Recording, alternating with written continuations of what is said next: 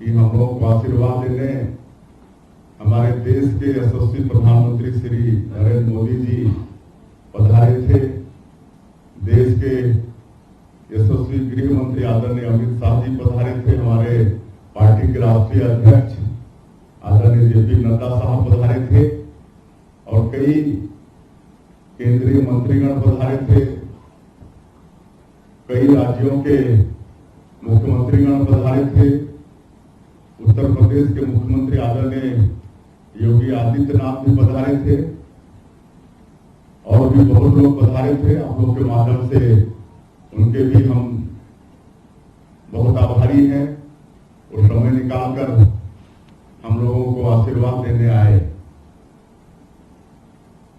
शपथ लेने के बाद आज पहला कैबिनेट का बैठक संपन्न हुआ है, जिसमें हम लोगों ने जो चुनाव कैंपेनिंग के दौरान मोदी की गारंटी में जो हम लोग का वादा भी है कि जो पिछले 5 वर्षों में कांग्रेस पार्टी की सरकार में जो गरीब लोग 18 लाख प्रधानमंत्री ग्रामीण आवास से वंचित हो गए, उनको मकान देने का काम करेंगे।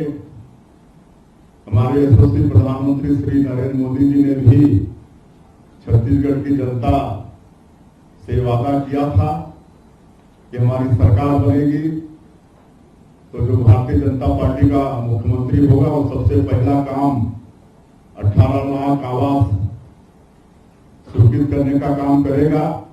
और आज वही काम हम लोग पहले कैबिनेट में किए हैं। आज के कैबिनेट में हम लोग का एकमात्र विषय वही था जिसमें 18 लाख लोगों को आगे प्रधानमंत्री आवास की स्वीकृति देंगे। इस पर आज निर्णय लिया गया है और आने वाले समय में उस पर कार्रवाई होगी। छत्तीसगढ़ के 18 लाख गरीब लोगों को उनका हक प्रधानमंत्री आवास मिलेगा। उसके लिए जो भी आवश्यक कार्रवाई है उस हम सब लोग कर रहे हैं। हालांकि पिछली सरकार ने पूरे प्रदेश को आर्थिक रूप से खोखला कर दिया है, फिर भी क्योंकि इतना बड़ा जनादेश छत्तीसगढ़ के मतदाताओं ने भारतीय जनता पार्टी को दिया है, तो हम लोग मोदी की गारंटी में जो वादा छत्तीसगढ़ की जनता से किए हैं उसका 100% पालन करेंगे। आने वाले 5 वर्षों में सभी कामों को पूरा करेंगे। और कैबिनेट बैठक के पश्चात क्योंकि आज पहला दिन था हम लोगों के लिए, वैसे कल शपथ ग्रहण के बाद विधिवत पूजा अर्चना करके हम तीनों अपने अपने कक्ष में बैठे और आज पहला बैठक था तो सभी विभागों के जो सेक्रेटरीज हैं उनके साथ बैठे, उनका परिचय हुआ और सभी लोगों ने अपने विभाग के विषय में छोटा ब्रीफिंग हम लोगों को दिया है, अपने विभागों से अवगत कराया है और हमने उनसे और भी आग्रह किया है कि आगे आप लोगों के साथ और आगे बैठेंगे और थोड़ी और जानकारी लेंगे और फिर डिस्कस भी करेंगे, उनसे आग्रह किया है। विधानसभा 2023 के चुनाव में आदिवासियों का पूरा आशीर्वाद मिला है, समर्थन मिला है। सरगुजा संभाग में कांग्रेस का सुपड़ा साफ कर दिए हैं, पूरी तरह से सफाया कर दिए हैं। बस्तर में भी 12 में से 8 सीट भारतीय जनता पार्टी ने हासिल की है।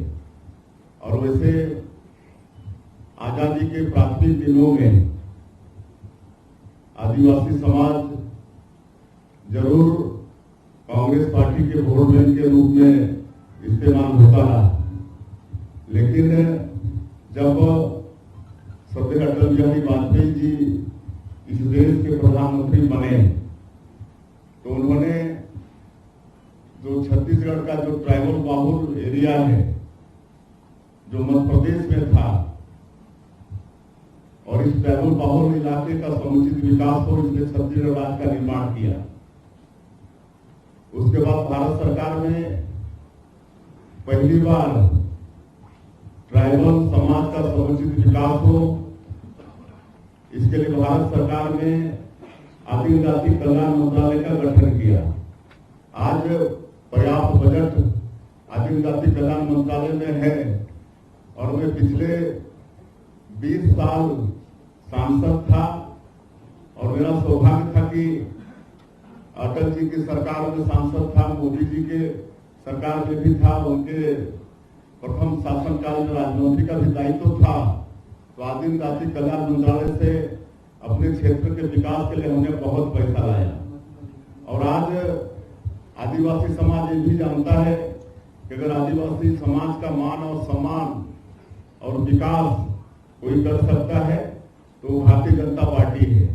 आज ये बताते हुए मुझे गौरव होता है कि जो देश का सर्वोच्च पद है महामहिम राष्ट्रपति का, उसमें भी आज आदिवासी समाज की एक महिला श्रीमती द्रौपदी मुर्मू राष्ट्रपति के पद पर विराजमान है और ये काम कोई कर सकता है तो भारतीय जनता पार्टी ही कर सकता है। पिछले बार 2018 के चुनाव में